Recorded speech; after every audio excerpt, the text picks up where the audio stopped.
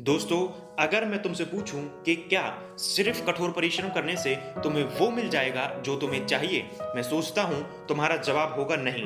अगर ऐसा होता तो इस दुनिया में सबसे ज्यादा कामयाब और सबसे ज्यादा पैसे वाला इंसान फैक्ट्री में काम करने वाला वो मजदूर होता जो अपने मालिक के लिए दिन रात जी तोड़ मेहनत करता है। इसका क्या कारण है कि एक इंसान थोड़ी मेहनत करके भी सफल हो जाता है और दूसरा जी तोड़ मेहनत करने के बाद भी इतना कामयाब नहीं हो पाता।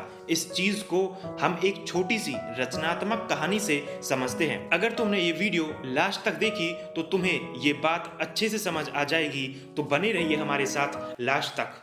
ये कहानी है दो दोस्तों की, सोहन और मोहन की। सोहन के पिताजी पुलिस में एक सिपाही की नौकरी करते हैं। जिस स्टेशन में सोहन के पिताजी नौकरी करते हैं, किसी कारण के चलते हुए एक दिन सोहन को अपने पिताजी के साथ उस स्टेशन में जाना पड़ता है।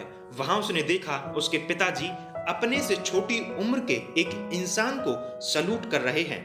उस समय पर सोहन छोटा बच्चा था और उसको ये बात थोड़ी अजीब लगी।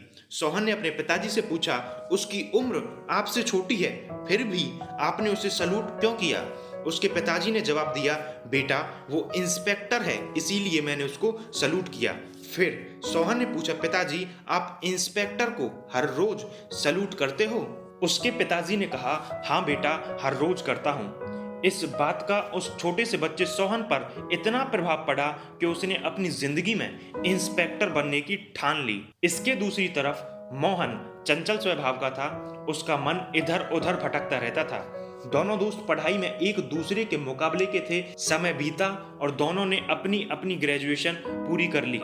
पढ़ाई पूरी होने के बाद सोहन इंस्पेक्टर की तैयारी में लग गया, लेकिन मोहन कभी इस टेस्ट की तैयारी करता तो कभी उस टेस्ट की तैयारी करता। मोहन ये फैसला नहीं ले पाया कि उसे करना क्या है। कुछ समय ऐसा ही चला और कुछ समय बीतने के बाद सोहन ने अपना लक्ष्य हासिल कर लिया। वो इंस्पेक्टर बन गया और मोहन कुछ नहीं बन पाया। इस पूरी कहानी से हमें ये सीख मिलती है कि सिर्फ जी तोड़ मेहनत करने से कामयाबी नहीं मिलती। मेहनत मोहन ने भी करी थी, लेकिन उसने अलग अलग दिशा में जाकर करी थी। कभी इस टेस्ट की तैयारी करता, कभी उस टेस्ट की तैयारी करता। उसके पास एक सही दिशा नहीं थी, इसीलिए वो कामयाब नहीं हो पाया। कामयाबी, सफलता मिलती है सही समय पर सही दिशा में मेहनत करने से।